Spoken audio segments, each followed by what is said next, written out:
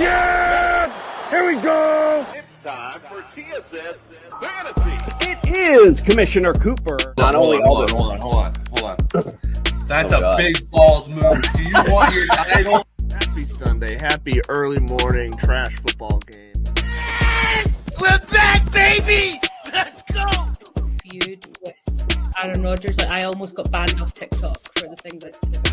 Apparent MCL sprain on his knee. He has had some nagging hamstring issues over the years. D. Lots of fun words start with D. Like bye weeks.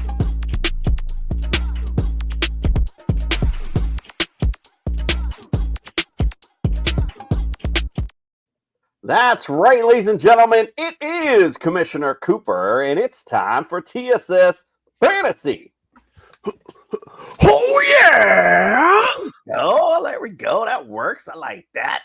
All right, it's Friday night. Hope you're feeling all right. It is week 8. We got a lot to get into. We're over halfway of the fantasy season's over with. That's depressing. So we got to get things. If you're under 500, we got to get some W's on the board. And you know, if you're above 500, we got to keep that rolling. I can't even speak right now. So let's get things started tonight. Let's do the intros. Welcome in, of course, Mr. Sophistication himself, Andrew LeDuc. Welcome in, my friend. 2 questions for you. How are you doing? You mentioned records and 500 and whatnot. How are you doing in Scott Fishbowl? And 2, I can't believe you're still wearing a Miami shirt. But yeah, hey, listen, they're tattooed on my back. There's no way I can get rid of it. So might as well just be all out with it. And yes, I am 9. Let me check. I think I'm 9-5 right now in the Scott Fishbowl League right now. So how are you doing? I am 7-7, been riddled by injuries. I lost Bucky Irving and Buka for a little bit now. He's back, but Garrett Wilson now too. Like every single week I've had at least 3 guys out. It's been a little rough, honestly. But 7-7 I'll take considering the injuries. Yeah, I'm pleasantly happy because I'm 9-5 and I went 0-2 last week. So I just had one of those. Yeah, I went 0-2 last week too. Yeah, so I'm feeling good because, you know, I did the smart thing, not to pat myself on the back, but the Scott Fishbowl League, they, you know, have an emphasis on tight ends. So That's literally my entire roster. And in fact, Aronde Gatson did well for me last night there as well. I have Goddard. I have pretty much any tight end that you can name. I got them. So, yeah, so that's why my team's done fairly well there. So, yeah, good luck to my next opponent this week because I'm going to crush you. All right, let's pay the bills, of course. If you're watching on YouTube, do us a solid. Throw us a like, put your fantasy questions in there. Subscribe to the channel, of course. Little things stopping you from doing it. Big things popping for us when you do. We always appreciate that. If you're playing daily fantasy this weekend, use the Fast Strap app and use the promo code TSS. We'll double that deposit up to $50. Got $100 to lay down. And then don't forget on Sunday, we're going to give you some ultimate DFS lineups to play. So make sure you tune in for that as well. Also, don't forget, if you're looking for championship bling for that fantasy champion, look no further than Pro-Am belts because, ooh-wee, they are sharp. All right, let's get things started. We got injury concerns, of course, going into week 8. We got a bye Mageddon, a bye NATO, however the hell you want to talk it. Or what do you want to? I can't. This week and next week. These 2 weeks are like the big weeks.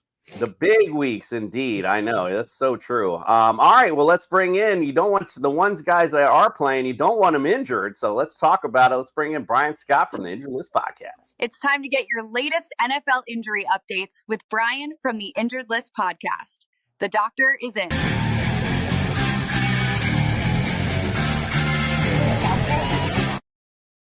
The doc is in. Good evening, Brian. How are you doing, my friend?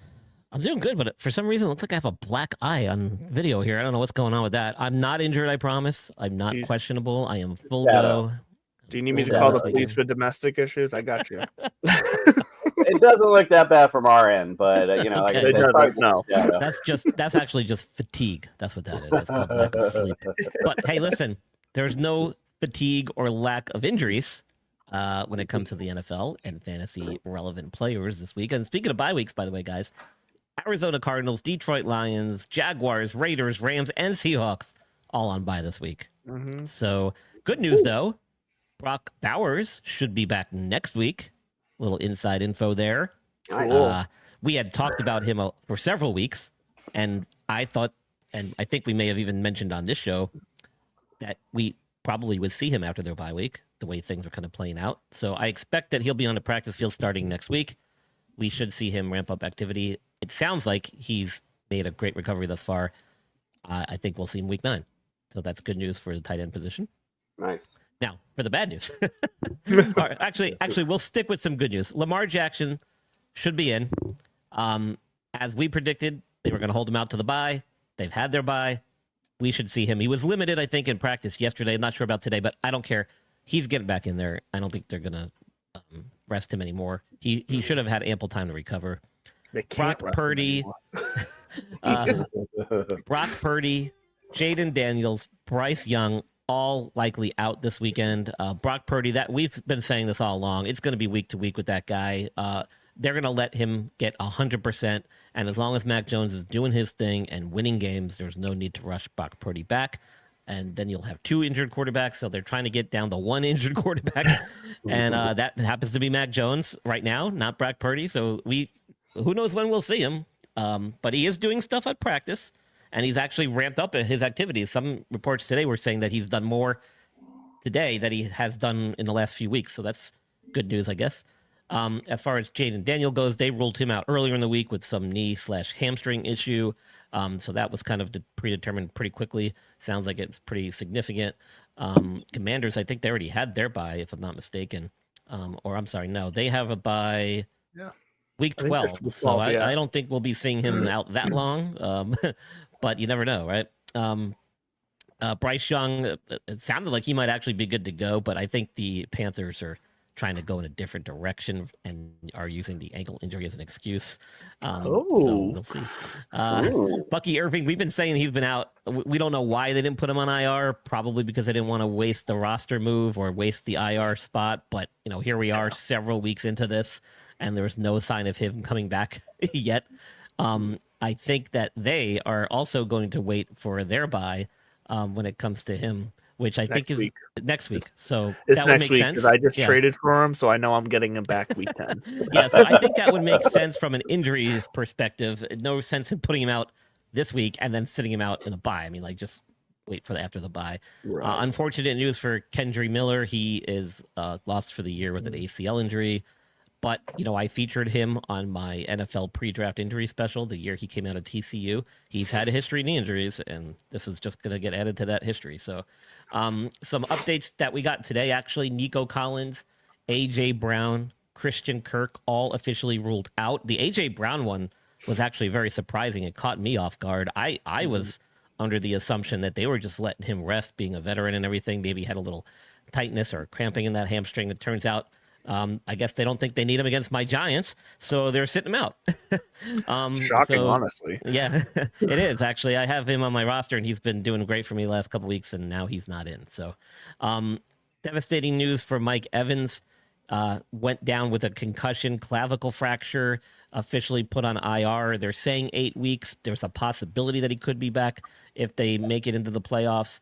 I think this is season ending. But that's just me. We'll see if that plays out, and if it does, how. I do have a question, Brian, real fast on that. Do you think the way he came off I don't know if you were watching the game live, but the way he came off the field, he looked unstable and looked completely out of it. Do you think that was more from the pain of the clavicle or the actual concussion? Like, is this a super severe concussion kind of like that we're dealing with here? I think just a combination of the injury. Yeah. But he looked like he was unconscious when he did 100% looked it. For sure. I think the concussion definitely played more into that look of uneasiness and wobbliness. Jason, you're on mute. I was telling my wife to shut up. You didn't have to share that. But it's not time to talk about the Eagles, all right? MJ, just chill. If I might not be the only one with a black eye after this show. So anyway, moving right along, we don't know what's going on with Chris Godwin. He's got some type of fibula injury. They're saying it's not associated with the surgery that he had. Who the hell knows? They haven't been very open about it. He's been absent, MIA. I don't think we're going to see him back anytime soon. I have a feeling it's a stress fracture. If that's the case, he's going to be out for some time. Garrett Wilson, I don't think we're seeing him back until after the Jets bye. I think they got a week 9 bye as well. That would make sense to me as well. No sense in rushing him back out there. He's got some type of knee issue. Plus their own 7. Like, why would you want to play? Calvin Ridley, it sounds like he's not going to be good to go this weekend with this hamstring thing, unless that changed today. I don't think he's been practicing at all. Terry McLaurin, Debo Samuel, though, will be back. They both practiced in full. Looks like they're ready to make a return. Ricky Pearsall, still not back. I don't think we're seeing him yet. So Josh Purdy Downs, and Pearsall have actually just a couple hours ago were ruled out already. Actually, ago. Yeah, we saw that coming too. Josh Downs is cleared from concussion protocol. He'll be back. Slayton, my Giants, with this hamstring issue. That's actually not the issue. The issue is he can't freaking catch. So whether his hamstring is good or not, they should work on his hands. Maybe they should do some treatment there. Unfortunately, he'll probably be playing and drop a few more passes. Christian Watson, I don't think he's going to be in. I know he got some practices in. I don't know if they've ruled him out officially, but I don't think we're going to see him.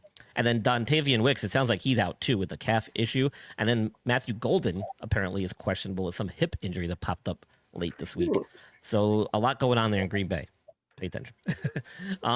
Darren Waller, I think we've seen the last of Darren Waller. He retired to be a rap artist, came back, and now he tore his pec, and he's been on IR and out. We probably won't see him back unless his album, thanks for the memories. Which probably will. David Njoku dealing with the knee issue. He got a limited practice in yesterday, I think, but then it sounded like he was almost going to be available. I think they might have held him out. I think they might hold him out. I'm not sure what the official report says on him after today, but I'd be surprised if he ends up suiting up. I think they might give him another week.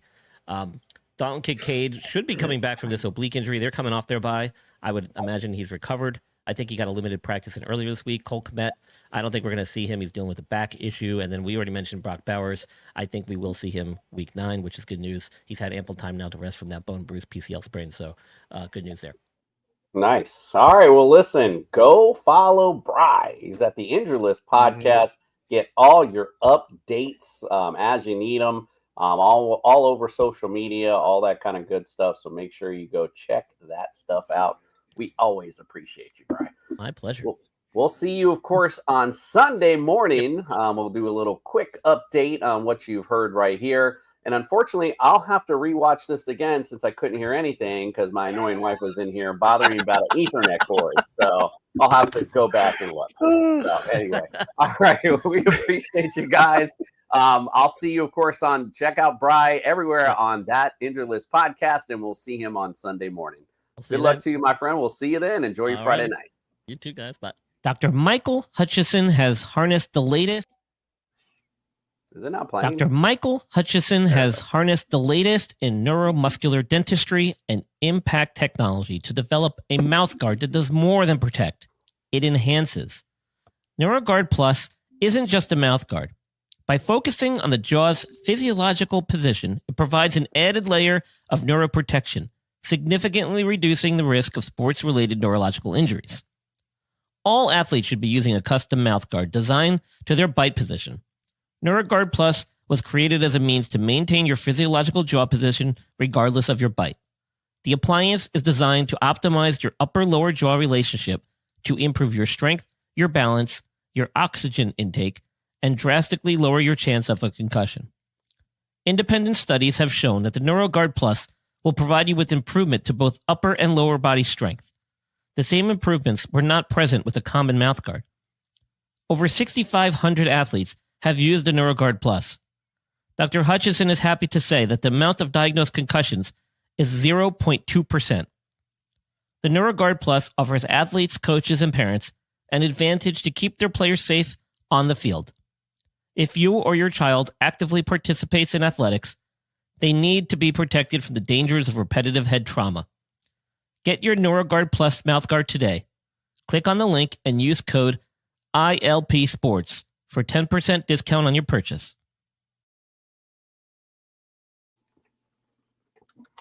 All righty.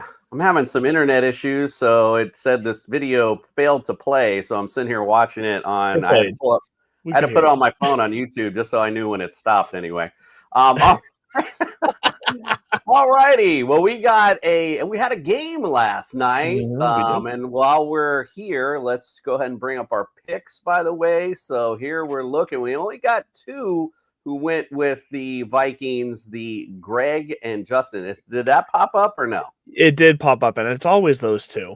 It's always it's well, Justin actually on Thursday nights he's been on a little bit of a hot streak, so okay. Sad to see him. No, I'm not. Sorry, buddy. Didn't get that one. But honestly, it's funny. Let's talk about it. Breaking news. The boys from TSS Fantasy still don't know what the hell they are talking about.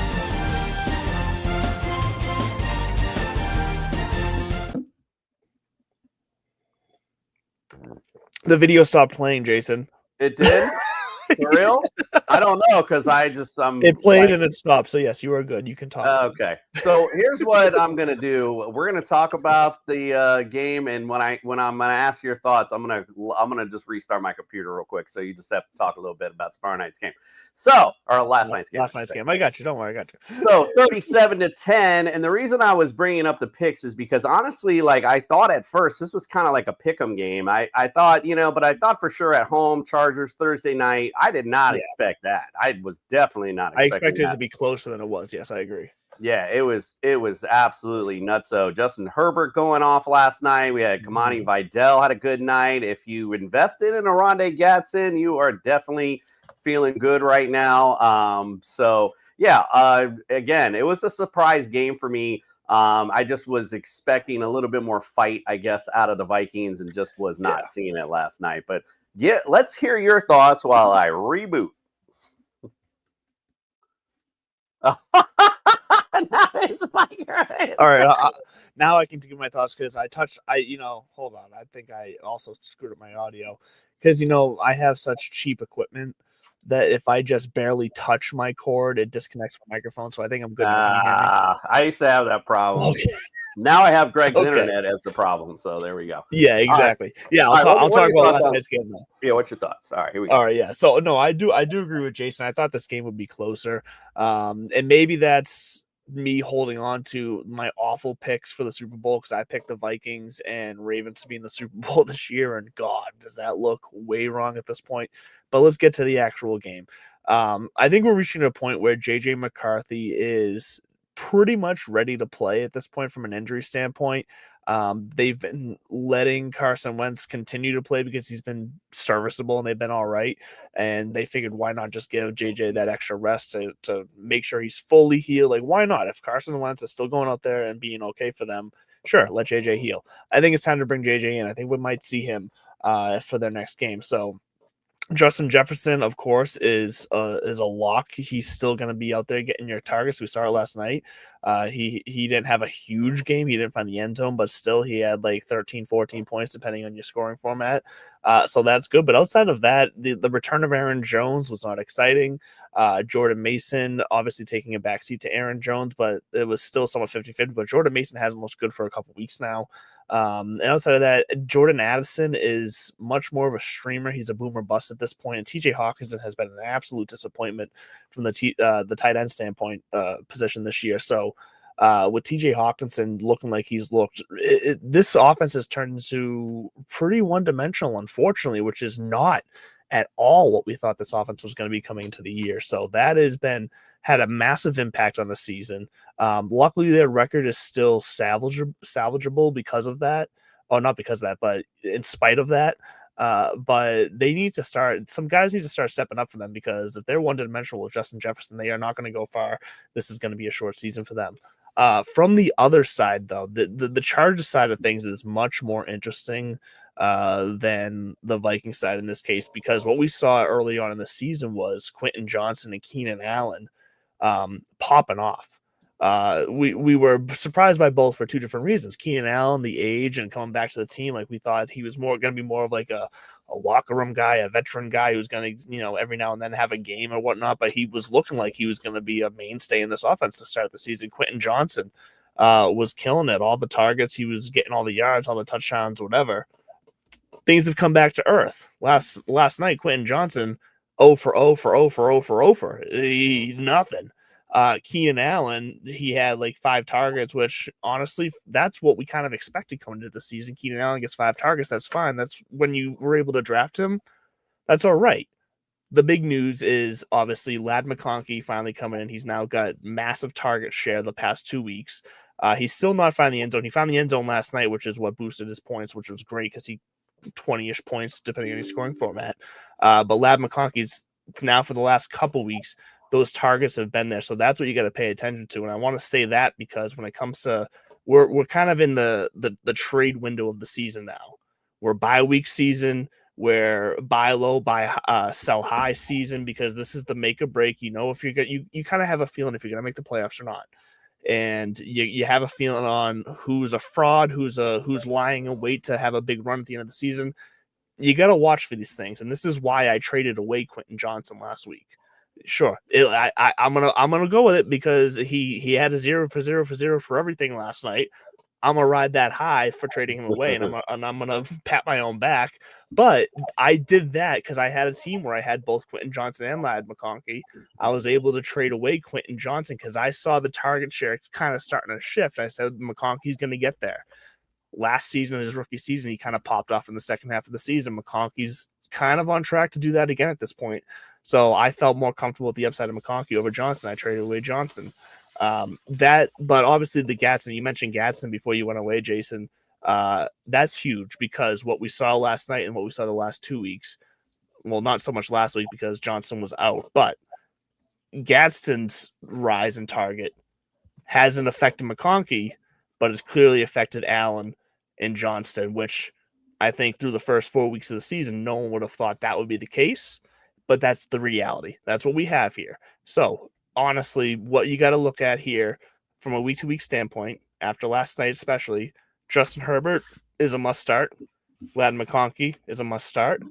And Gadsden is probably a must-start. I'd say he's a must-start. He's a top 12 tight end, so he should be a tight end 1 in the league going forward from now on. Johnston, streamer. Keenan Allen, streamer at best. Vidal, I'll give you RB2 flex status on Vidal because Vidal, the first half he didn't look great last night, but he looked explosive in the second half, so I'll give that to him.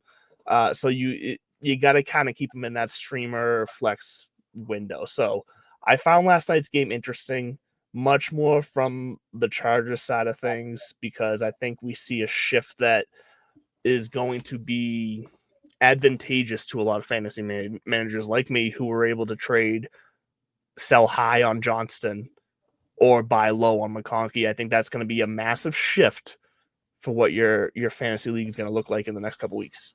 Yeah, in the same respect, when you're talking about buying low and selling high, Justin Jefferson might be somebody you want to buy low on. They're probably going to make a change at QB. Right. I would assume. It's Justin Jefferson. I know the managers have to be frustrated with him, but he's somebody I would definitely be trying to get on that team. And they're frustrated right now. Probably don't have a greatest record either. So maybe somebody you want to reach out to and say, hey, I can save your season with X, Y, and Z. Since you talked about the Chargers, so we'll just talk about the Vikings real quick. And Jordan Mason, the addition of Aaron Jones, I mean, it did not. I know game script kind of got them behind. Dead in the water now. Yeah, exactly. So it's just one of those guys that you're like, okay, this is maybe somebody needs a running back during these bye weeks. Coming. There's going to be another one coming up soon. You can maybe get rid of Jordan Mason, get him off your roster right now, because right now we're looking at almost a Rico Dowdle, Chuba Hubbard kind of situation where you're like, you don't really know who to go with this week. So right, yeah. So you just mentioned a few guys that I actually did trade, and so I'm in a 14-team league where I just traded away. I had both Jefferson and McConkey, so I actually kept Jefferson because, as I was saying while you were away, they're kind of one-dimensional now. It's Jefferson or bust. So I'll take those. It was kind of one of the things where I was trying to make it as appealing as possible because I traded away McConkey and I traded away Chuba Hubbard, and I got James Cook back. And I'm going to take that all day, every day, because for 2 reasons. James Cook has already had his bye. And 3, I have Javonte Williams as well at running back. And I also have DK Metcalf, Justin Jefferson, Stephon Diggs as my other wide receivers right now. And Chris Godwin, if he does come back, I have him on the bench as well. So that's where you got to start to look like, where can I afford to sweeten the pot for somebody I really want. And you got to start thinking about bye weeks at this point too in your trades, because that can be a difference maker between 1 week win and 1 week loss and getting in the playoffs or not. So you got to look at your whole team and the landscape of what's going on. Yeah, the best way I always describe this, I do this every year, and you're perfectly spot on what you're saying, because right around this time is when I like to say, for our older crowd, I like to say I Voltron up, meaning I'm looking at those key pieces from my starting lineup. I don't give a you-know-what about my bench anymore, because I'm focused now on playoff time. So that's just one of those things. If you can afford to do that, if your record's good enough, thinking about making those moves can make the difference of going into a one and done situation in the playoffs or winning the whole thing. So that's, again, the best way to describe it. If maybe if you're a little younger, you don't know what Voltron is, go check it out. Robots come together, make a big robot. That's basically what I'm doing with my fantasy squad. So, well, and that's why in that 14-team league, I'm currently in second place, and only in second place because I had a very rare tie a couple weeks ago. Oh wow, so, yeah, that is rare. and that's a league that we go down to the decimal too. So that was wild that I actually tied. Yeah, I don't know if you're on or not, but Justin and I played. I think it was last week or week before. And I mean, it was almost that same situation. I had Caleb Williams going that Monday night. And it was, I think it was their next to last drive where they punted before, where Zacchaeus was going across the middle, and he was just running before. If he would have made that catch and ran, I won easy, because there was nobody in front of him. I was like, oh my God. So it ends up coming down to the last few minutes. I'm almost there. I'm like up by like a half a point. And then this motherfucker starts kneeling the ball, and there goes my win. I couldn't believe it. I was like, is this seriously happening right now? So anyway, that's one of those, that's one of those you live and die by the sword, as you say. All right, let's get on. Well, it's not a whole week. We got a little bit of a week to talk about. Let's break it on down. It's time to get your lineup set with TSS Fantasy's Friday Night Breakdown. Breakdown! Bring it on down! Breakdown! Bring it on down! Bring it on down! I also want to say this real quick. I do, quite a bit of sharing, this fantasy stuff, like for the show. And I noticed, how when you go on Facebook and you put stuff in your stories, you can see who looks at it.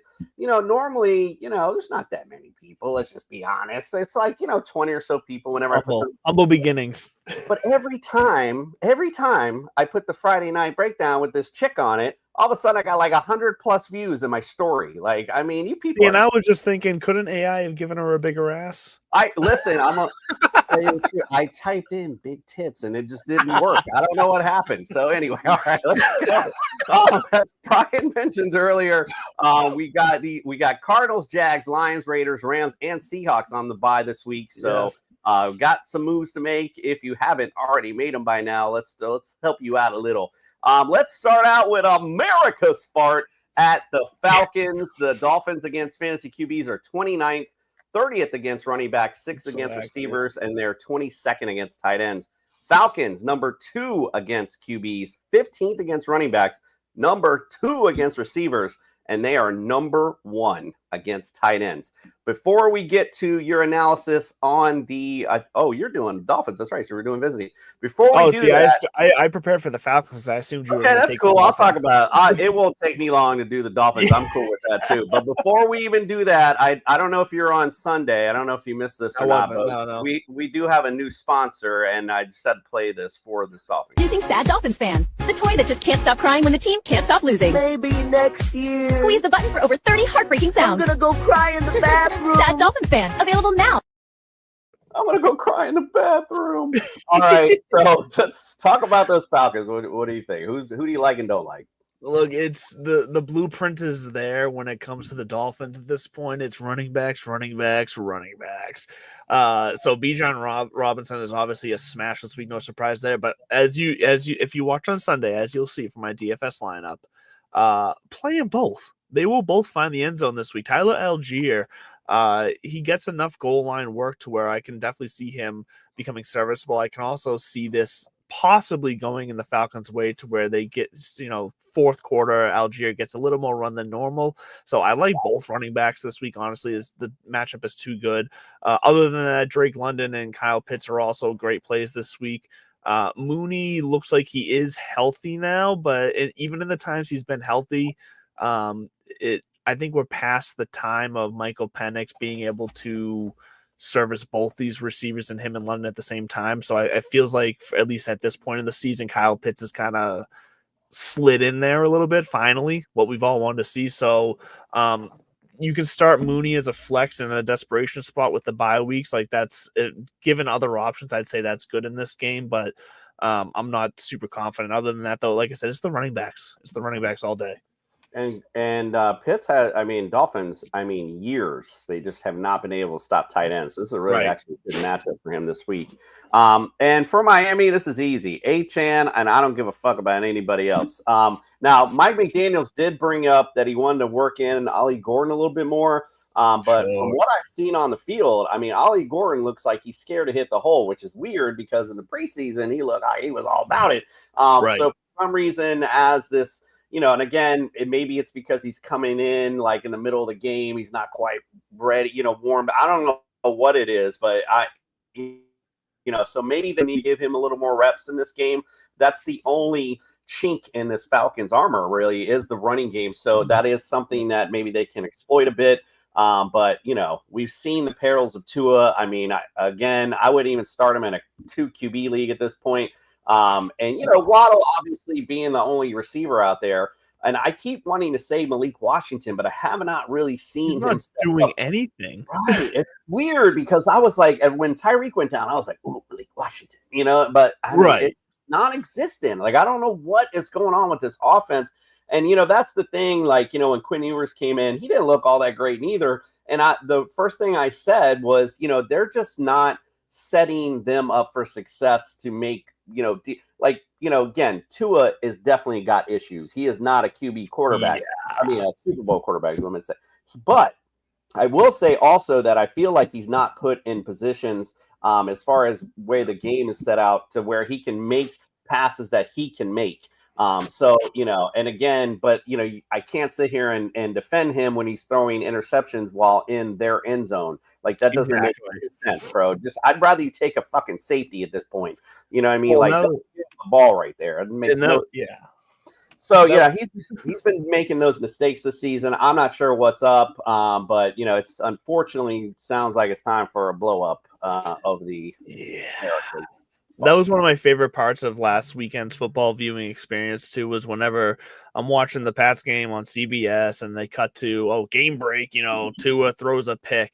And then as they're finishing the game break, they go, and as we were talking, Tua just threw another pick and this one went back for a touchdown. I was like... Yeah, so you can imagine how well you thought. You know what? I wasn't going to do this, but I'm going to do this since you want to talk shit about my Dolphins. Since you're not on this Sunday yet, right? I am. Sunday? I'll be on. I'll be on Sunday. So flag football season ends tomorrow. So the Super Bowl tournament is tomorrow, but it's on Saturday instead of Sunday. So I'll be on Sunday morning. All right, I'll wait to play your little thing because you haven't been on and you've been horrible at DFS this year. Yeah, my DFS lineups have been trash this year. I had that good 1 or 2 weeks to start the year, and that has been awful. All right, well, I'll wait till Sunday to embarrass you. All right, let's go. Next one. I'll have less liquor in me. All right, let's go. The Bears at the Ravens. Which this one could be one of those fantasy bonanza games, hopefully anyway. Bears 23rd against QBs, 22nd against running backs, 24th against receivers, 23rd against tight ends. Ravens 31st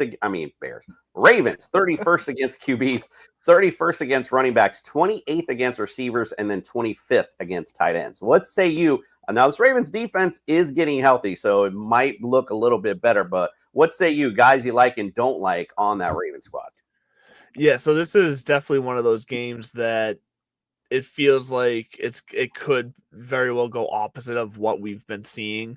Like you said, the Ravens defense is getting healthier. Lamar Jackson looks like he's going to play this week. So this could be one of those things where nothing goes the way it's gone so far. Now, in saying that, Lamar Jackson's coming back potentially Zay Flowers has looked like shit. Rashard Bateman, who? Mark Andrews, who? And Derrick Henry, you know, he's been fine, but I mean, he's trying to carry the whole offense on his team. Like, I kind of need to see at this point what this offense looks like with Lamar Jackson back before I'm confident starting anybody. Like, I don't feel confident with anybody on this Ravens team at this point until we see it. Kind of like how the Chiefs started the year. Like, the Chiefs have turned it around. The Ravens are the way it was for the first 3 weeks for the Chiefs, though. Right now, they're still there. I need to see it before I can really believe that, okay, the Ravens are back. And I might need to see it for like 2 weeks because the Ravens are in dangerous position where, given their record, they could easily still lose this game to Chicago. If they lose this game to Chicago, we might see some big shakeup in Baltimore land. It might be time to just kind of out with the old and figure something else out. From a coaching standpoint, from a scheme standpoint, whatever it is, we could see some issues. I'll just say this off for that comment. Lamar, come home, please. Well, it could be perfect timing. Please come home. So yeah. But now I kind of feel what you're saying. However, this is where I disagree.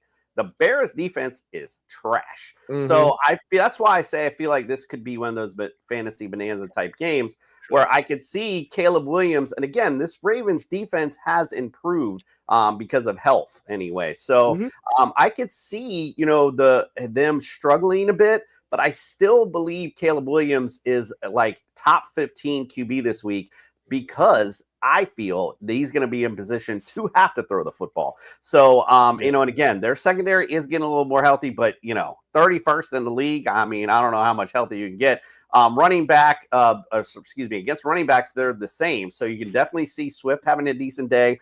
I don't know who to tell you on the, you know, want to say, I know the big name, Romeo and Dunze, but he's just too inconsistent for me. I'm not really big on any of the receivers. You know, it was so weird because the way this team looked in the preseason, I was like, man, they're just going to throw the tight ends all day. Right. And they've just not. So I just feel like at some point that's got to start getting back implemented in this offense. They have played well, mind you, running the ball well last week, you know, with Swift and all that. Great. But yeah, they had like 34 attempts or 33 attempts rushing the ball, something like that last week. And they both guys were serviceable. Right.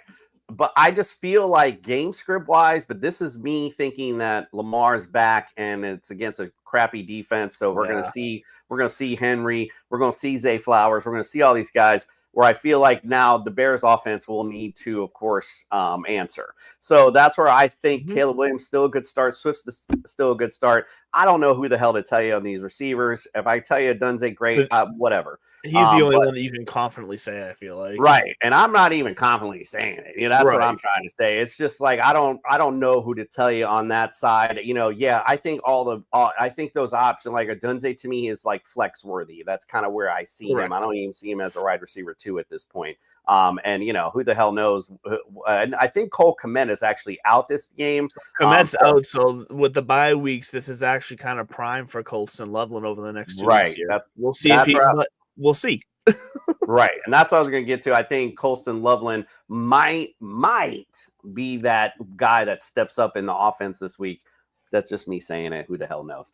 All right, let's get on to the next game, the Toilet Bowl of the NFL. The Jets against the Cincinnati Bengals. Jets against fantasy QBs are 22nd, 13th against running backs, 9th against receivers, 24th against tight ends. The Bengals, 25th against QBs, dead last against running backs. They're 12th against receivers, and they're also dead last against tight ends. What say you on the Bengals side? Who's guys you like and don't like? All right, wait. Am I doing home or away? Because you told me to prepare for away. I think I screwed it. Yeah, I screwed it all up. My bad. Because we were all right. Go ahead. You got visitor. What do you think about the Jets? My bad. Yeah, well, I mean, I can't believe I just fought for the Jets, but give me the Jets over the Bengals. But so yeah, this is gosh.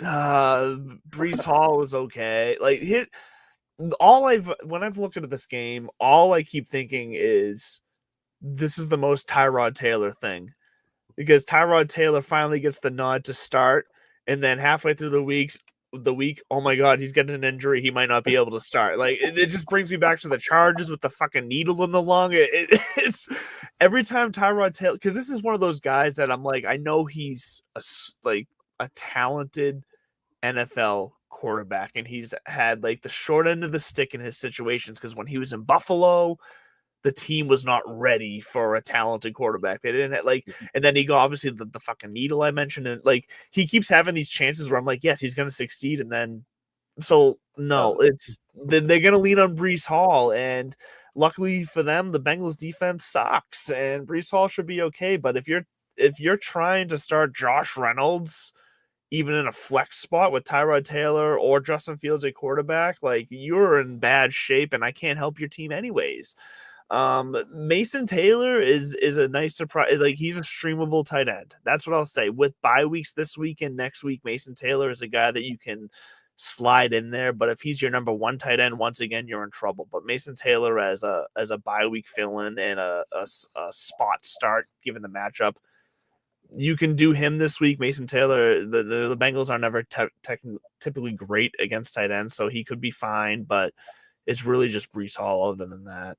Yeah, I mean, listen, I was telling people to pick up Mason Taylor because of the matchup last week against Panthers, and now this week. So you'd have a 2 week, but he didn't do shit last week. It was terrible. But don't forget, these Bengals also gave up 3 touchdowns to tight ends last week. Exactly. So this could be, again, hopefully a Mason Taylor breakout game. And Taylor still had 5 targets last week too. That's the thing. Like he's still getting those targets. Like he's kind of especially without Garrett Wilson in the lineup this week.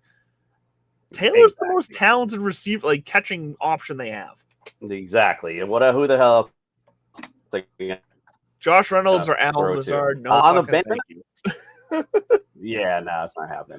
On the Bengals side, it's been a nice surprise with Joe Flacco coming in there. Obviously, the Jets secondary is a little tough, but listen, at the end of the day, Joe Flacco will sling that rock as about 50 times, and as I was going to say as many times as his age, because he will throw that pill all over the damn field.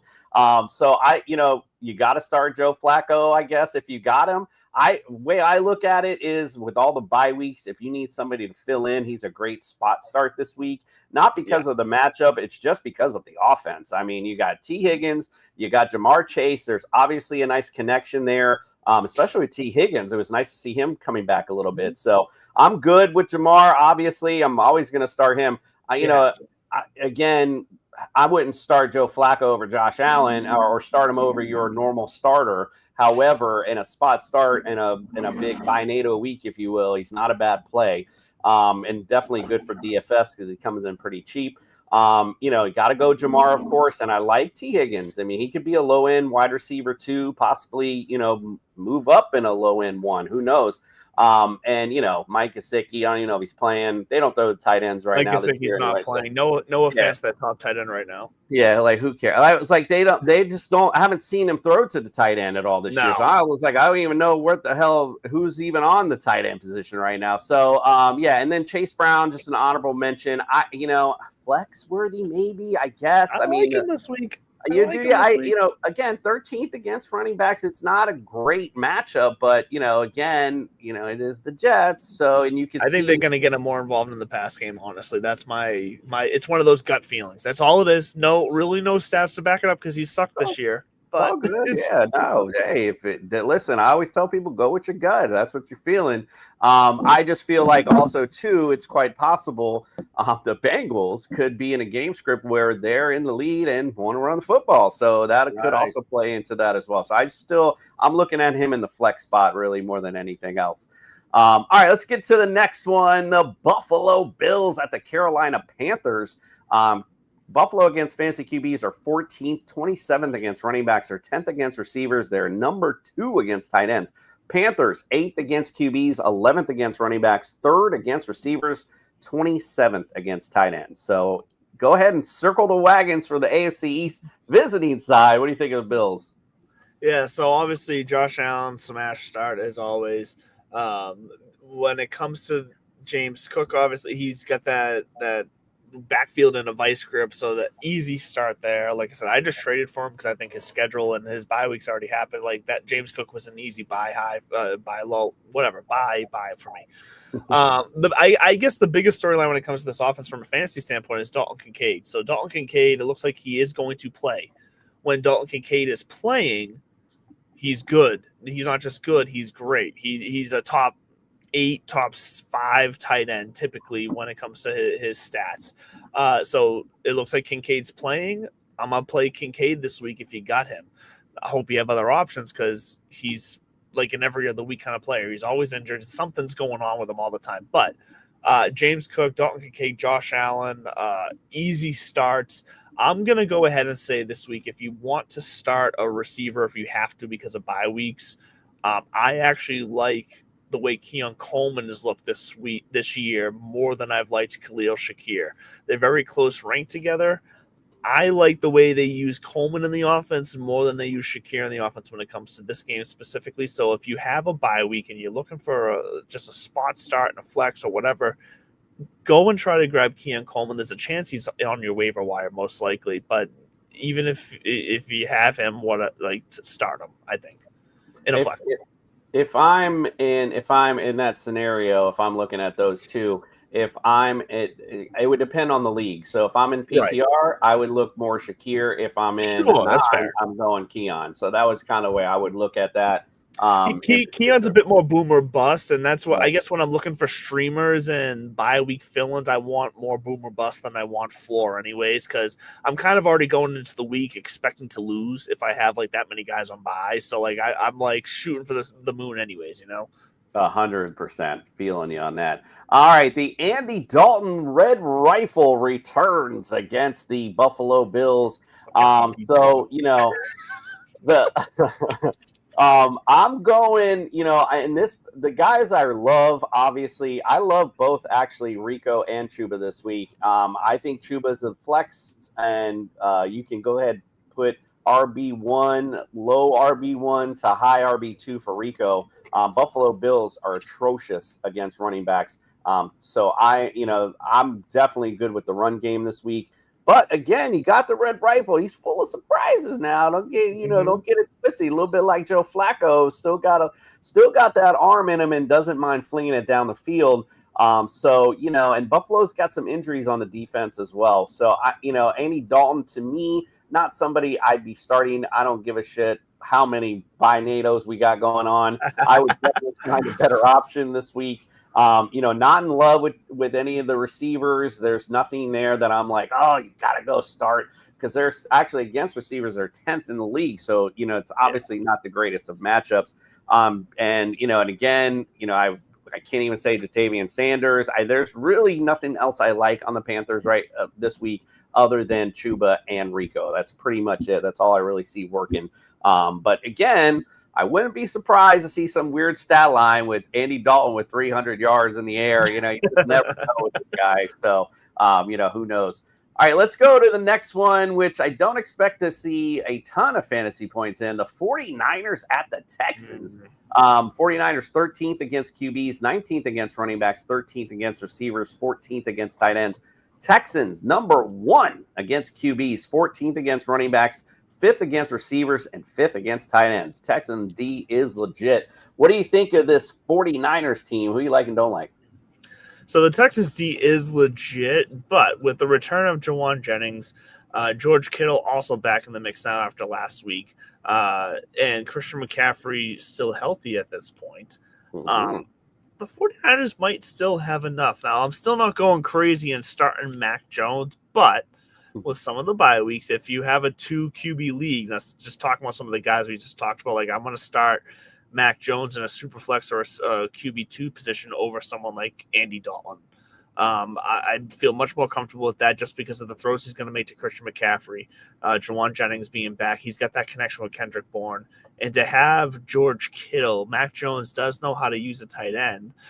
So George Kittle being in the mix and now his second week back, I'm confident enough to be able to start Kittle, Jennings, and McCaffrey here, no problem. Like I said, Mac Jones, if you need a streamer as a QB2, either Superflex or whatever, you can start him this week because of buys, I think. On the Texan side, I mean, there's another no way in hell I would start CJ Stroud. Just too unpredictable. But I will say this: if Nico Collins is out, I do like that Jalen Noel kid. I mean, the way So Collins is out, from what I saw. I believe Collins is out. So during this bye week, if you see Jalen Noel and you have a hole you need to fill, he might be a sneaky little play for you this week. I really like the way he looked, and CJ Stroud was definitely looking his way a lot when Nico went out. So that'd be somebody I would consider, at least flex option wise. And I do actually like Dalton Schultz here as well, with no Nico and CJ trying to really find that guy if it's not Jalen Noel. So Dalton Schultz could be a good play for you this week, especially with the bye weeks. And, flex, maybe Woody Marks. I mean, this 49ers front seven has been banged up. I know they're starting to trend on the healthier side as well, but some running backs have definitely made some good strides against this defense. So Woody Marks to me is flex, not starting Stroud. Jalen Noel, out of all the receivers that are there, is the guy that I would like to consider him a flex. And I would start Dalton Schultz if I needed to or had somebody on a bye this week. All right, let's get to the next one. The Browns visit the New England Patriots. Browns, number 3 against QBs. They're number 1 against running backs, 11th against receivers, and 13th against tight ends. Patriots are 9th against QBs, 6th against running backs, 19th against receivers, and they're 20th against tight ends. So I'll give it up to you for your Patriots. Go ahead and tell us who you like and don't like on your squad. Oh, tickle me worried because of the Browns pass rush. And because so here's the thing. So Stevenson has been better as of late. The Patriots are going to have to establish some sort of run against this Browns defense. The Browns defense is just too good. They got to open up the pass, they have to try to run. They got to take the pressure off May by running the ball and working at some play action. So I think Stevenson has an all right game here. Out of all the receivers, I like Booty out of all of them over Diggs and Douglas for sure. I don't like him enough to say he's like a wide receiver too. Booty's still just a flex guy on a bye week. May, you have to start him because he's going to find somebody, whether it's Hollins or Douglas or Booty or Diggs. May has been I can't believe it, but he's actually in the MVP candidate conversation. I don't think he's going to get it, but he's in the conversation. So you got to start May at this point. My biggest start this week, though, Hunter Henry. And I know I've been preaching his name all freaking year, but I have this week specifically, Myles Garrett mainly plays on the left side. Hunter Henry mainly plays off the right side. So I think what we're going to see a lot this week to try to help Will Campbell, the rookie, against Myles Garrett, because if they just let Will Campbell go one-on-one against Myles Garrett, Drake May is going to possibly break his leg this week. So I think I think they're going to play a lot of 2 tight end sets. I think Austin Hooper is going to be blocking a lot on that left side, assisting Will Campbell, and I think they're going to be looking for Hunter Henry to try to get the ball out fast, because that's the key to this Browns defense. You got to get it out in under 6 seconds. You got to get the ball out. So Hunter Henry, I think, is going to have a lot of quick routes. Hunter Henry should be a smash start from the tight end position this week, especially on a bye week, bye NATO week this week. You can even start him in the flex, and I think you can get by with enough points to make it serviceable. So Cleveland. Dylan Gabriel, not even on my radar. Quinshon Judkins, obviously, he is all that and then some. However, your boys are really good against the run. Number 6 against fantasy running backs, so couldn't be too bad. It's better than I thought, honestly. Yeah, okay. To me, he's probably RB2 more than RB1 this week. That's kind of where I see Quinshon at. Maybe we see a little bit of Judy this week. I saw he was questionable. I missed what Brian was even saying, so I didn't hear if he was playing or not. But Judy could have a little bit of daylight here. But I really like, if there's anyone on the Browns that I do like is Harold Fannin Jr. this week. Yeah. I know Njoku's kind of in and out. We don't know really what's up with him. But I think either way, if he does or doesn't start, I still like Harold Fannin Jr. this week. I agree. That is something that the Patriots, not that they've been horrible. I mean, 20th is not, it's not great, but it's not bad neither. So I think they're kind of in the middle a little bit. But, he's seeing the targets, I think, is the main thing, especially for a rookie quarterback. It's nice to have a big target, and especially that he plays in the slot a lot. So that's somebody I want to have rostered, and I think he'd be a good play this week, especially with all the Binado stuff going on. Yes, 100%. Let's go to the Giants. And by the way, I think you can start both defenses in this matchup. That's fair. I feel like we're gonna see a low scoring one in that one. All right, let's go Giants at the Eagles. Against fantasy QBs, the Giants are 30th, 17th against running backs. They are 30th against receivers, 12th against tight ends. Eagles are 16th against QBs, 25th against running backs, 22nd against receivers, and 4th against tight ends. What say you on this rematch? What do you like on the Giants? Yeah, I think this is going to be a disappointing game overall. I think this is going to be kind of low scoring and boring, and I'm not sure there's going to be a lot of fantasy points coming out of this. I think for all the all the circumstances given buys and what we've already said a million times tonight, Jackson Dart, you got to start him as a QB2. Cam Scatterbo at this point, same thing. You kind of got to start him as a running back 2 or a flex guy. Theo Johnson at the tight end position. Once again, we're seeing some kind of major tight ends be on by this week and next week. Theo Johnson is someone that if he's on your waiver wire, even if you already have a tight end for this week, you're going to want him for next week because when it comes to the buys the next 2 weeks, I think he's someone who's going to have some good matchups and be serviceable here. So look for Theo Johnson. And then other than that, it's really just Wan'Dale Robinson. Like, he's just a PPR guy. He just gets the targets. He's not going to find the end zone necessarily, but he's going to be able to kind of keep your floor going in your flex position. Like, I've been playing him at flex for most of the year. I just don't see big ceiling games out of anybody in this game, honestly. I think both the Eagles and the Giants defense and the division game and all that jazz, I think it's going to be a low-scoring game. So I somewhat disagree. I think the Eagles are going to go ham hock on the Giants because I felt like they got a little bit of their groove last week, and they want revenge, obviously, from when the Giants kind of pretty much stomped on them. I forget, it was a couple weeks back or whatnot. So I could see, especially no AJ Brown, Devonta Smith, definitely wide receiver uno this week. I love his matchup this week. Gotta love it. It's Jalen Hurts. You're going to start him. So what the hell am I going to tell you?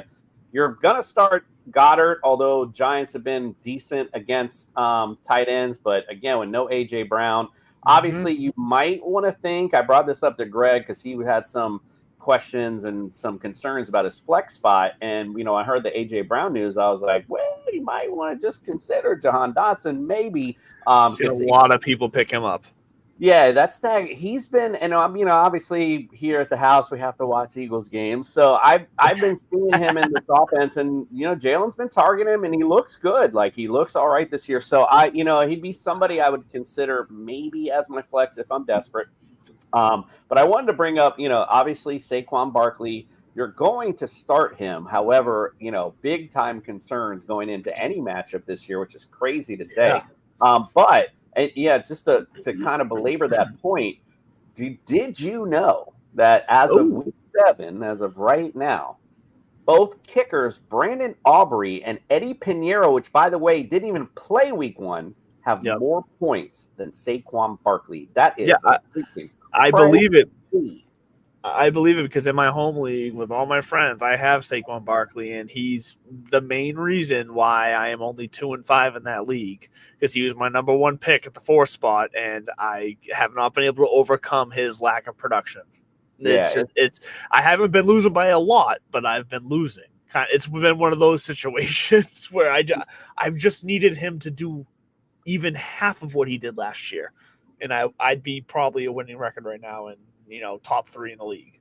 Yeah, just like the stock market, kind of like with fantasy. I mean, the only way you would have got any value from again, there's still plenty of time left, but from this week from these 7 weeks, the only value you would have got really was trading him early. Other than that, you have to start him, and you're just getting disappointment after disappointment every week. So I gotta tell you what a trade. I let me look it up real fast. This was like probably week 3 or week 4. So it was early on in the season, and I turned this trade down. And let me like I said, I'm in my home league. I'm a Saquon Barkley owner. So at the time, like I said, it had to have been like week 4, I want to say. I turned down the trade to receive Devontae Smith and Quinshon Judkins for Saquon Barkley. And I was like, you know what? And I'm thinking that this is my number one overall pick. Right. You know, this is early. It's early in the season. He's gonna come around. They're saving him. And I was like, Quinshon Judkins, we don't know what he's gonna be yet. You know what I mean? And all I can now see is last week, just on last week alone. If I had made that trade, I would have at least won last week. I probably would have won the week before that too. It's one of those things. What's really funny and ironic is that in my home league, I literally, you can ask Justin, nobody will trade with me. Nobody. I have burned so many people for so long. That's me too, dude. That's me. Literally, time I even bring, so now I only bring like decent trades. But what's super funny is that every trade that I've went, like I asked for like neighbors, like, but I was offering, I don't even remember what I offered. You have to over offer because people know you're fucking them. But what's funny is like every player that I tried to trade for and got turned down for, literally the next week that player got either hurt for the season or hurt for a long ass time. Right. So now, of course, I'm talking shit to everyone. Like, see, you should have traded with me, and see that wouldn't happen. So, anyway, all right, we're getting to our 4:00 games. Let's take a quick timeout. Oh, my bad. Sorry, there we go. You're looking at the greeting. Seattle kicker won by week. Oh, by 0.22. Gotta love that. That's the best. Especially that's one where you're staying up until midnight, right? If you're onto your bed. If you're scoreboard watching, man, there is nothing better than that. I stopped doing that. Well, on Sunday I don't. Like, I do not look at my fantasy score until about 6:30. I know. I try not to, but I enjoy the pain so much that I just have to look. I don't want to sit here and have that stomach ache and worry about this game. I just want to enjoy the football, and then later I'll be like, and you kind of know what's up. You know, you can see, you get a general. But it's also nice sometimes you get a nice surprise where you think you're losing, and all of a sudden you're like, oh shit, I'm up. So see, I love Patriots bye weeks because then I get to just watch the red zone. Yeah. Well, you got to get the multiple TV setup because we got that. I got the red zone, or it depends on what's going on. I'll usually have, if the Dolphins and the Eagles are playing at the same time, we'll have the 2 TVs out, and then on my phone I'll have the red zone on. So maybe I'll do that this week. Maybe I'll do that this week because we have a couple Eagle fans in this household that are not me and Anna, and they play. This is now the second week in a row that they play the same time as the Patriots, and the boys are not happy that we forced them to watch the Patriots over the Eagles. So. Yeah. Throw the other TV out, man. Just that way, everyone. I have to do that this week. Yeah, yikes to my trade, to my decline of the trade. Yes, thank you for that. Yeah, there's nothing worse. Especially you got to look back at it like. That's right. I turned it around because, like I said, I had traded Quinton Johnston and I forget, but I traded for Ramondre Stevenson and somebody else, and then and Bucky Irving. And then I was able to flip Ramondre Stevenson and somebody else, and I was able to bring back Isaiah Pacheco and Aaron Rodgers because next week I'm going to have no quarterback for my Superflex spot, and I just whatever. But Isaiah Pacheco, whatever. I made it work. I'm wine is talking over there. Shut up, Royson. Thank you, by the way, for checking in, brother. We always appreciate you. Appreciate tuning in, of course. All right, we're going to get to the 4:00 games. Before we do, real quick. Ledoux's gonna be so drunk he can't make it to the club. So this kind of intertwines what we're about to do. Meg, of course, on our Sunday show, she's a nightclub bouncer, and so she's going to allow some NFL players to get in or get out of the Meg Zone. Let's check it out. Yeah, baby, I'm in some MEG Zone today. Security. Hi guys, welcome to the MEG Zone, my exclusive club where only the best fantasy football players make it through the door each week. Everyone else gets stopped before they even make it in.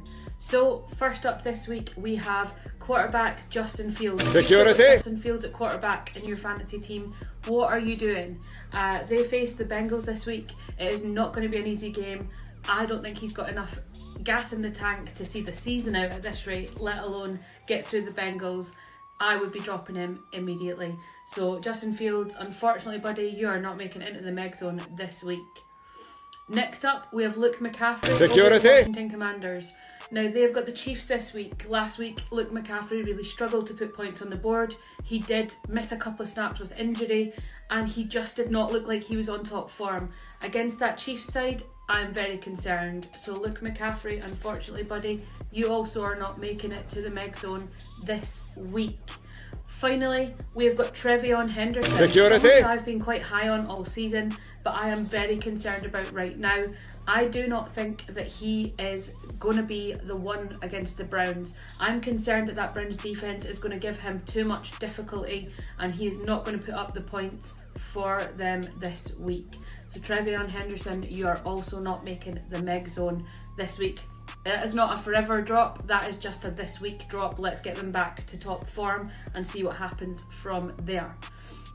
If you would like more hints, tips, tricks and advice on fantasy football, please make sure you follow that Sports Podcast Network, TSS Fantasy for our weekly shows, and me, Ballers_Meg, across all social media platforms for that weekly advice, guys.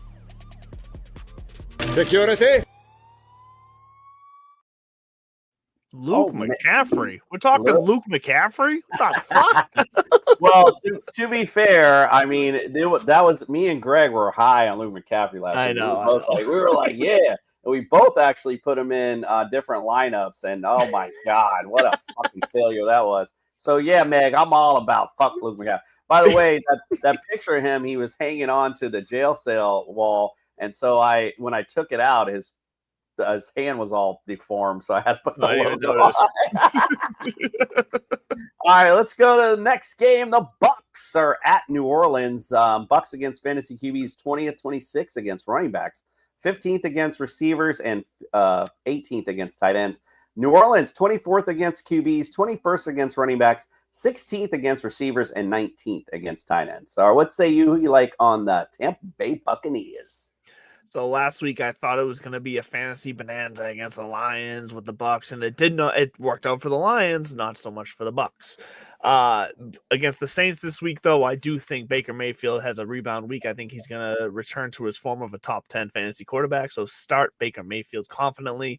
I do like Rashard White with Bucky Irvin still sitting. Rashard White has been very serviceable, actually, surprisingly, out of nowhere.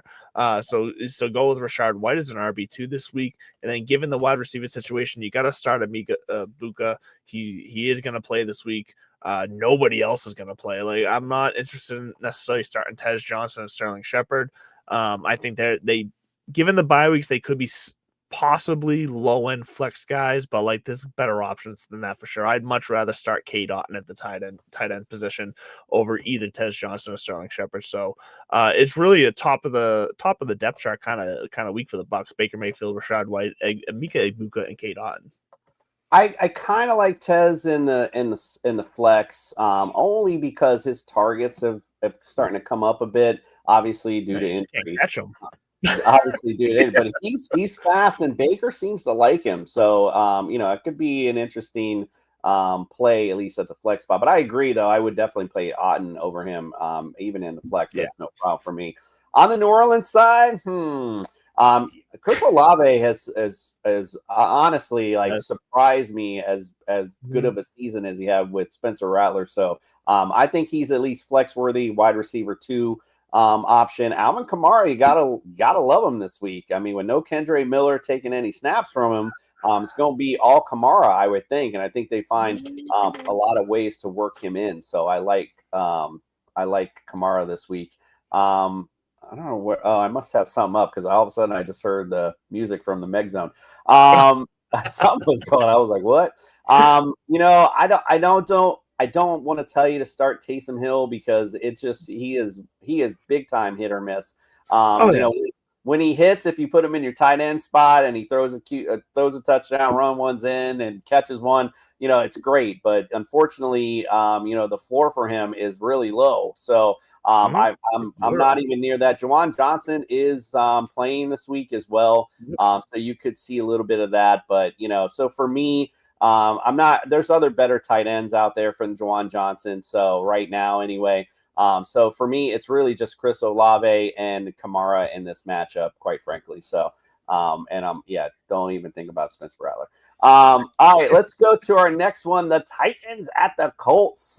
Titans against fantasy QBs are 10th, 28th against running backs, 21st against receivers, 9th against tight ends. Colts 18th against receivers, 4th against running backs. I had to relook at this, but it says they are 31st against fantasy receivers. I was like, wow. Really? I had to look that up twice. I was like, wait, that doesn't make any sense.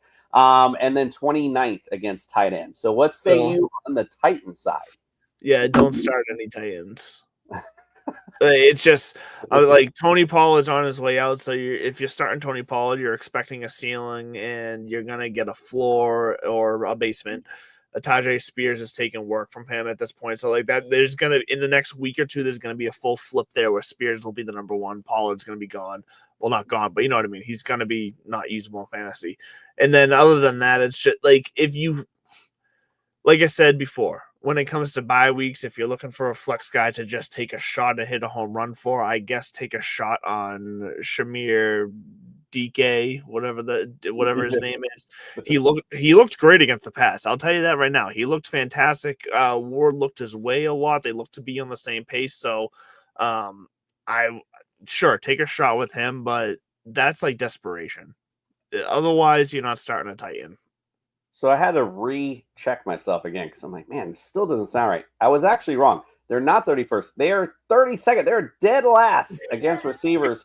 And I'm looking at this. That's so shocking. Like I know. I was thinking that too. Like what? 108 receptions against them, 1,212 yards from receivers, and 9 touchdowns so far this season. So yeah, wow, it was kind of crazy. I had to take a flex flyer spot on DK then. Wow. So listen, if I own B. John Robinson and or Jonathan Taylor this week, if you own them, I am jealous. This is such a great matchup for Jonathan Taylor. I don't even know what else to say. He is him and Bijan will be fighting for the number 1 spot this week. Yeah.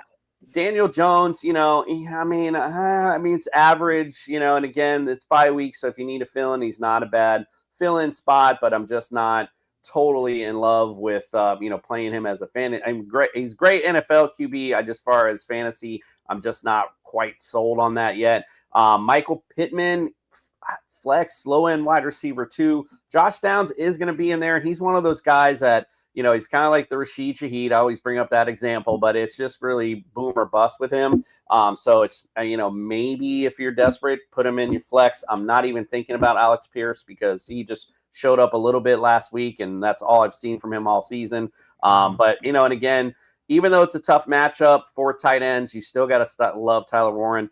No matter what, he's always just going to be your no-brainer start of the week for you at your tight end position. I don't know if I'd expect a lot from him this week, because to me, it's just going to be Jonathan Taylor's game pretty much. This is the way I look at it. So, all right, let's get on to maybe finally a decent game. I don't even know if we can call it that. The Cowboys visit the Broncos against fantasy QBs. Dallas is dead last against running backs. They are 29th. They are 31st against receivers and 16th against tight ends. Broncos, number 4 against QBs, 9th against running backs, number 1 against receivers, and they are 8th against tight ends. So who you like on the Cowboys? Yeah, it's going to be simple. We're going to save some time here. Start the stars. Prescott, Williams, Lamb, Pickens, and Ferguson. Like, it's just that's their offense. There's nobody else. It's that simple. And I'll just do the same on the other side, quite frankly. There is nobody I don't like really on Broncos side, the way this Cowboys defense is played. It's no Trevion Diggs, too. Just right, exactly. Just drop your drawers and let's get it. I mean, that's pretty much who they are this year. Gotta love Bo Nix in this matchup. Gotta love Cortland Sutton in this matchup. I even like Troy Franklin in this matchup. There's nobody I don't like. J.K. Dobbins will see a decent game. This might even see I can't think of his name now. I had it in my head and I lost it. Harvey. Harvey, thank you. Yes, so you might even see him a little bit in this game. You'll see. I think you'll see a lot of points on the Denver side of the football, which again, like you said, you start your starters. I think you're going to see a decent fantasy output from the Cowboys, even though this Denver D is good. We've seen they can be had. So, and the Cowboys are going to put that. They're going to press the offense. So I expect this to be a decent fantasy matchup. So if you need somebody like looking at your flex position, look for one of these guys like Troy Franklin, someone like that you can throw in, because I think you'll see a decent output at least he'll see a lot of targets, I think, nonetheless. So, but yeah, anyway, that's my thoughts on that one. Let's go to the next match. Oh, Joe's got a question. What's up, Joe? Who should he start in? Oh my God, just talking about who should he start in flex, Rashid or Pacheco? Who do you say? Is Pacheco easy for me? I think Pacheco's on the rise with the way this Kansas City offense is turning around and the way he's coming back into form off of injury. So yeah, Pacheco easily. Look, we all know the ceiling that Rashid Shaheed can have on a random week, but floor wise, Pacheco's your guy. Yeah, this is actually I would have easily said exactly what you just said. My only drawback this particular week is because I think again. I think Baker was a little off last week, and I don't think we're going to see that this week. So I could see this Bucs offense putting some points up, which means that again, game script will say Spencer Rattler's got to throw it a million times, which they don't seem to mind him doing apparently. So there is a chance that one of those Rashid Shaheed weeks happens this week, in particular. But again, the floor is way safer with Pacheco this week. Kareem Hunt didn't really, I don't know. I think they're going to start to lean more Pacheco. He's starting to look like the old Pacheco, if you will. Which is why I just traded for him. Right, exactly. He's starting to look like that guy, and they're starting to trust him a little more in this offense. And again, Washington's defense, it just doesn't look very good, quite frankly. So I'm all in on Pacheco. On top of the fact, one other little note is that you got him on that Monday night miracle when you need those points. Harry comes to save the day. So I love Pacheco in this particular matchup. But agreed. All right, let's go next one. Probably one of the only decent games of the day. The Packers at the Steelers.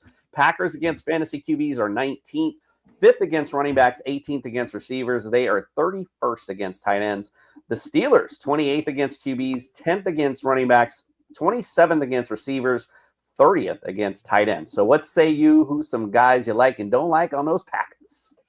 Before I start, Royston, I see your question. Give me 4 guys that are available on the waiver, and then I will give you a good guy for next week. In the meantime, though, yeah, for the Packers, what's interesting here is I think Jacobs will be a smash start. Tucker Kraft is obviously a safe start as well. Jordan Love Jordan Love seems to have no ceiling. That is the problem with Jordan Love. So I don't feel great about starting Jordan Love. What is really interesting is the questionable Matthew Golden, the floor, the low floor, high ceiling Romeo Doubs. We mentioned it with Brian. Christian Watson has started. Oh, not started. He's practiced all week. I feel like in this type of game, he's practiced all week. If Christian Watson plays, all of a sudden, it just feels like one of those gut feelings where Christian Watson comes out of nowhere and you can start him in the flex and he's going to surprise guys. So I don't love a lot of Green Bay guys. It's really just Josh Jacobs and Tucker Kraft for me. But if you really need a flyer guy, I'd much rather take a flyer on a Christian Watson. If he ends up playing, I'll take a flyer on him. I like it. By the way, Royston, I just real quick looked at our waiver wire and my home league. And the only guy I saw really on our waiver wire and I know this is going to be crazy to say, but it's Tua. They're playing the Ravens. That secondary is fucking trash. And you know that if Lamar's back, they're going to put up some points against the Dolphins defense. So game script will tell you Tua's going to have to throw the rock in that particular game. So, and again, with a soft secondary. But again, give us some more options with that one because it's kind of hard to. Yeah, I don't know who you got there. You might have somebody sitting there. I'm like, oh yeah, definitely grab him. So, all right, on the Steelers side of things, You gotta obviously. I love Aaron Rodgers right now. The way they're playing football, I'm good with it. Quite frankly, I love DK Metcalf. I mean, get your boy. The Muth is back, bro. 31st against tight ends. The Packers are having some issues there, so I love Freiermuth, and especially this week if you're having difficulty finding a tight end. I know he's on a lot of waiver wires, quite frankly, in almost every league, because I went and looked after last week. I'm like, oh, who's got this guy? Freiermuth, Jonnu Smith. I mean, they're going to utilize the tight ends because it's really just tight ends and DK Metcalf. That's pretty much what this team is right now. So that's pretty much it, because this Packers run D is legit. So I'm not looking at any Jaylen Warren, anybody right now on that running back side. You might see some passes for Jaylen Warren, so maybe a flex worthy if you're in a PPR league. But I'm just not, as far as just a straight up running back going against the defense. There's nothing I really like there. I do see some opportunities though for Aaron Rodgers throwing down the field. DK Metcalf's been great all year. And like I said, I think any of the tight ends really are a good play this week. Oh, here we go. What do we got here? Trevor Lawrence. I'm gonna pull up. Let's pull up next week's schedule. Let's be prepared. My bad. Let me pull up. So that is part of this situation is next week's schedule as well. It's a very good call. Let's see here. All right, here we go. Sorry for the dead air if you're listening on the podcast. All right. So I saw Trevor Lawrence against the Raiders. That's not a bad matchup. I know. I'm kind of leaning Lawrence here, honestly. Flacco against the Bears is also a decent matchup there. So there's two decent ones. All right, Andy Dalton. I think I looked at him and wasn't too impressed. Yeah, I'm not. So like I said, Wentz, I think there's a real chance McCarthy comes back and replaces him. So Wentz is out of the picture. Dalton.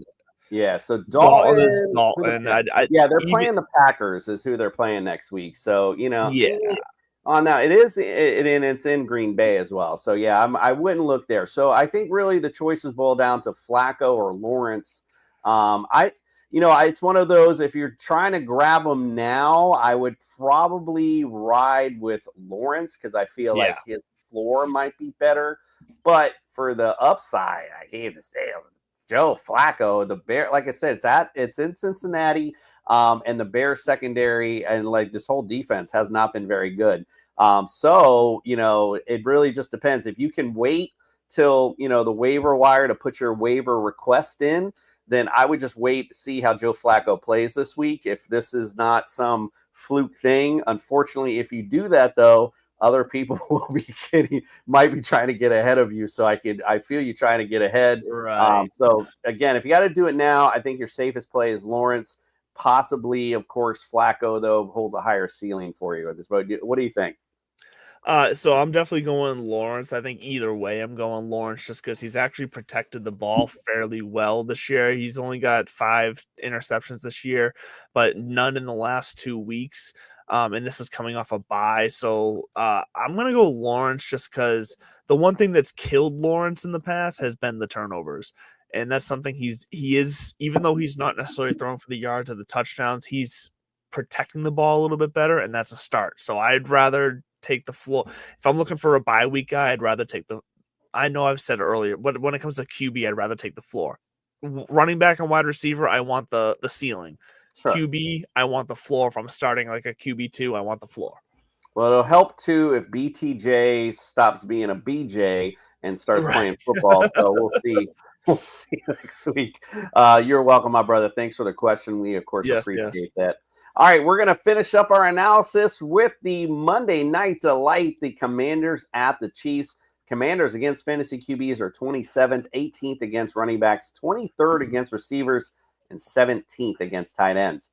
Boy, these Chiefs, bro. Like I thought they were trash. Every time I think they're done, listen, 5th against QBs, 7th against running backs, 7th against receivers, 3rd against tight ends, man. The D's back, the offense. Pat Mahomes right now, and as week 7 is your top fantasy quarterback. I can't even believe it. Out of nowhere, I feel like it came. The quietest number 1 QB so far, I feel, this season. But what do you think? What do you think of the Commander side? Who's guys you like and don't like? Yeah, I don't want to start anybody. This feels like we haven't seen it yet this year. This feels like a Chiefs blowout in prime time is what this feels like. It feels like they're getting things a little right, and I think the Commanders are ripe for the picking. Merritt is way on the downturn. Mariota is Mariota. He's not Jaden Daniels. Debo Samuel's coming off injury. Terry McLaurin's coming off injury. Like I can't trust anybody. I can't. And I just trust everybody on the Chiefs side at this point. Exactly. I mean, again, who am I to sit here and tell you to sit the number one fantasy QB right now? You know, you're obviously smash starting Mahomes again, still, and it's a good matchup too for their offense. So we've talked about him earlier. Love Pacheco right now. Gotta like Rice. I mean, just immediately making impact. I thought it might take a little bit, but it certainly hasn't. I'm good with flexing Xavier Worthy. You know, could be wide receiver 2 this week. You know, type play. Kelsey is always good, and again with this week anyway. I mean, if you got Travis Kelsey, you start him, so let's just not even go there. But yeah, and it's a good matchup for him as well. There's nothing pretty much I don't like, other than maybe say like Hollywood Brown or Juju. Like, you know, those are those plays that I'm like, I mean, you're really stretching. The time has passed. Yeah, if you're yeah, pretty much. I mean, they're gonna get, of course, maybe like a 30-yard game, or maybe even, you know, a stat line of like 12 yards and a touchdown, because they're not scoring over 5 points. They're not right, exactly. You know, they do stuff in the red zone sometimes where it'd be like this random guy, and man, it's pretty much what Hollywood Brown and Juju I feel like have turned into. So yeah, it's Rice, Worthy, and Pacheco, sorry I couldn't think of his name, and Pat Mahomes and Kelsey all day. This is a great matchup on when I say both sides, I wanted to say I'd smash start their defense this week as Agreed. well. No, 100% agree. Chiefs defense. So listen, you know, if you've made it through that hour, almost 90 fucking minutes of us blabbing, we got a special treat for you tonight. Our boy Andrew LeDuc got himself a little upgraded, got a little sophisticated, and he's going to bring you some sophisticated starts for this week. So let's check it out. It's time to bring some sophistication to your fantasy lineups with Mr. Mallard.